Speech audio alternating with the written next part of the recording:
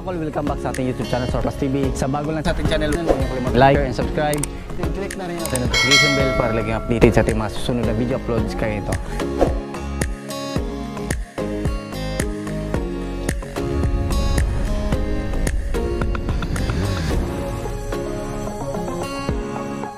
Ngayon mga kol, pakita natin yung ating custom unit na Gemry Classic Look. Ito yung isa sa pinakamatagal natin na nabuo na unit. Yung gamit natin na unit ito is a DE17V 4x4 Tiptronic or yung manual automatic yung ating gear shift. So, titingnan natin, tapusin natin yung video para malaman natin kung magkano ang ganitong setup. Check natin. Dito makita natin, ito yung ating Gemry Look na DE17V. Makita natin dito, ito yung ating signal light. Then dito makita natin, ito yung ating park light. Separate sila. Tapos dito, ito yung ating headlight na naka-halogen. H4 po yung gamit natin na valve niyan mga kol. Yan, pakita natin. Then dito makita natin, meron din tayong fog lamp na bilog sa ating bumper sa ibaba. Then dito, nilagyan din natin to ng fender light kasi yung mga DE17V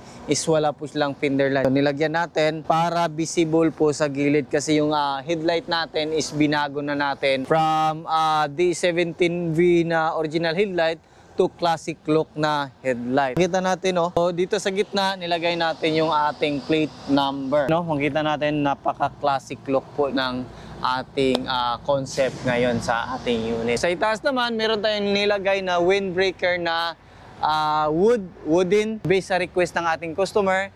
Tapos meron tayong nilagay dito na ilaw sa itaas. Ayan. So, nilagyan natin ng ilaw para extra fog lamp sa ating unit. Fully tinted yung unit natin. Tapos meron tayong awning tint dito na nilagay mga kol. Yung nilagay natin na awning tint is from Adventure Kings. Adventure Kings, so makita natin, meron din siyang ilaw. Ayan. So, meron siyang lid dito. Ayan. Ito yung pang-camping na gamit natin. Ayan, no? Diba? Ito naman tayo sa mga mag wheels natin. Nilagyan natin ng 13 inches na Mud Terrain Classic na mag wheels. Kasi gusto ng customer na classic setup yung kanyang unit. Ayan, no? Kita natin dito sa harap. Mud Terrain, Composer yung brand. Classic look mag wheels. Tapos makita natin is a fully undercoat po yung ating unit. Yun, no? Ganda. Classic looks na D17V. Ito naman, meron tayong top load carrier. Ayan, 8 legs yung ating top load carrier. Japan original. Ayan, gamit na gamit yan. Pag mag-camping tayo, meron tayong mga ilagay dyan, pwedeng-pwede yan. Dito naman sa itaas, meron tayong nilagay na spoiler sa DE17V, Gymnic ladder. Ayan. At dito naman sa ating bumper, meron tayong nilagay na classic na mga ilaw. Ayan. Dito yung ating signal light, park light, and ito yung sa brake light natin. Meron din tong park light at saka brake light din. Ito naman yung ating reverse light. Solid bakal po yung nilagay natin dito na bumper mga kol. Yun, no? Tapos nilagyan din natin ng ano dito. Nilagyan natin ng ilaw para visible po yung ating plaka. Yan, ganda. Yan po siya pag titingnan natin dito sa likuran. Check naman natin yung loob natin. Ayan, open natin dito. Ayan. Kita natin, stock lang dito. Ayan, brand new yung mating natin. Nilagyan pala natin to ng sounds deadening sa ilalim based sa request ng ating customer. So, ang kagandahan nito mga kol, kung gawin natin na mini camper van, is pwede natin i-fold yung ating upuan sa gitna. Fold natin to. Ayan.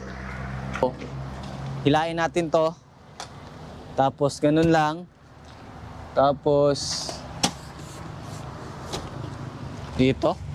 Ayan. Yan po yung ano natin, upuan. So, doon yung camera para mapakita natin kung gaano kasulit yung ganitong mga minivan. Ayan, o.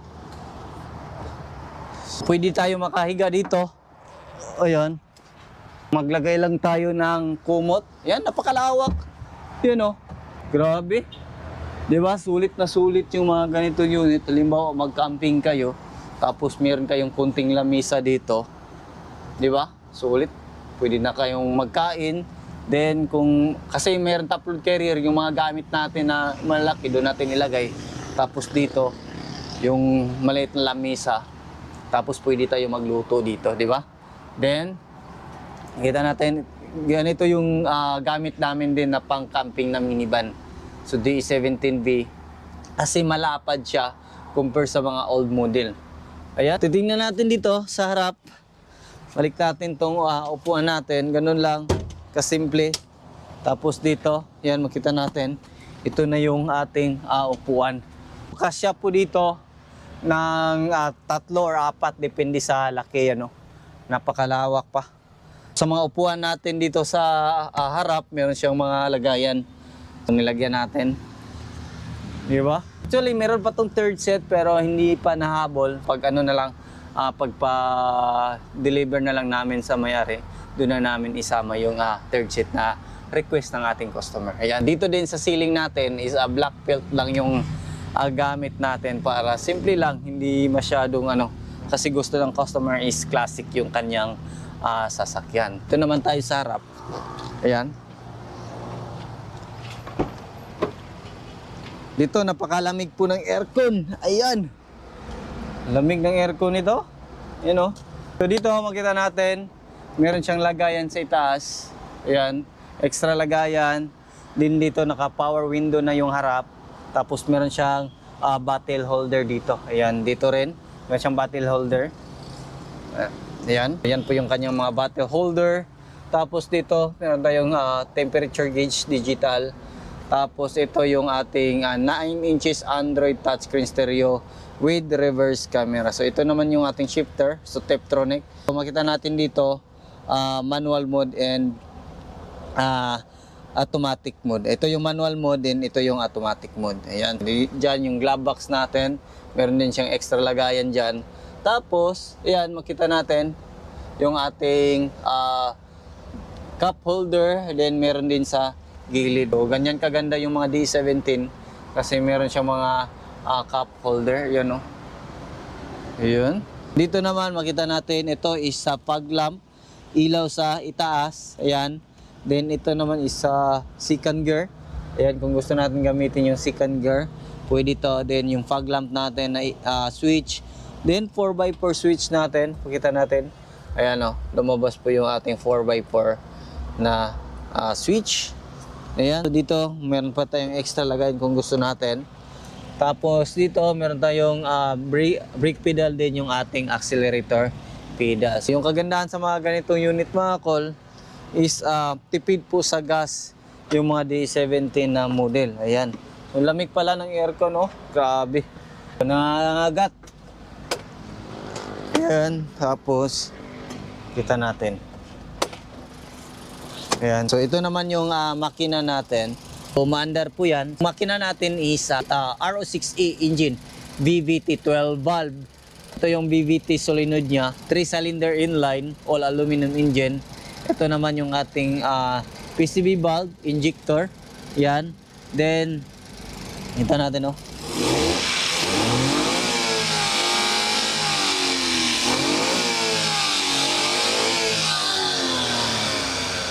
Ganyan ka ganda ng andar natin. So, proven and tested na to kasi na gamit na namin to long drive yung ating unit. Ayun, check natin sa kabilang side kung ano yung makikita natin doon. Yun.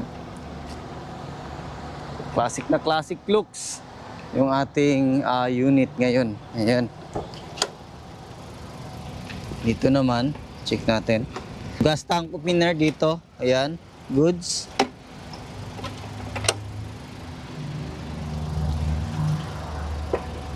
Tapos dito, tingnan natin yung ano natin dito. Dito makita natin yung ating throttle body. Ayan. So, full electronic. Then ito yung ating alternator, aircon compressor, din yung ating EGS oil. So dyan po tayo mag-refill ng EGS oil natin.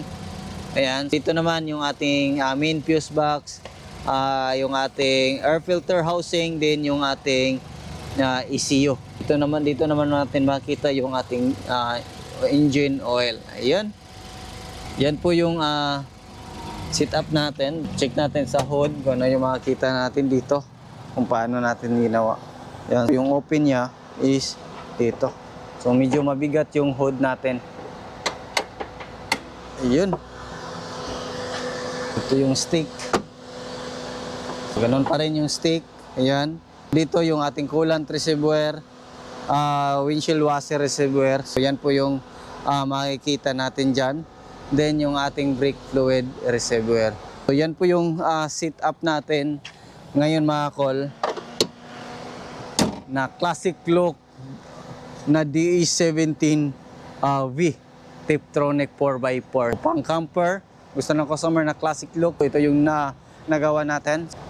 Isa to sa pinakamatagal natin na assemble mga kol, yung Gemre. Actually, meron pang nagpa-order na ganitong sit-up. So, titingnan natin kung gaano katagal yung kasunod nito. Kasi ito is try and error yung nagawa namin ito. Ito is umabot po ito ng 488,000. All-in na po yan mga kol. So, kasama customized, kasama po yung unit. So, DE17 model. Itong model na to is 2018 model sa Japan. Kung gusto nyo na magpag-build ng ganito, is,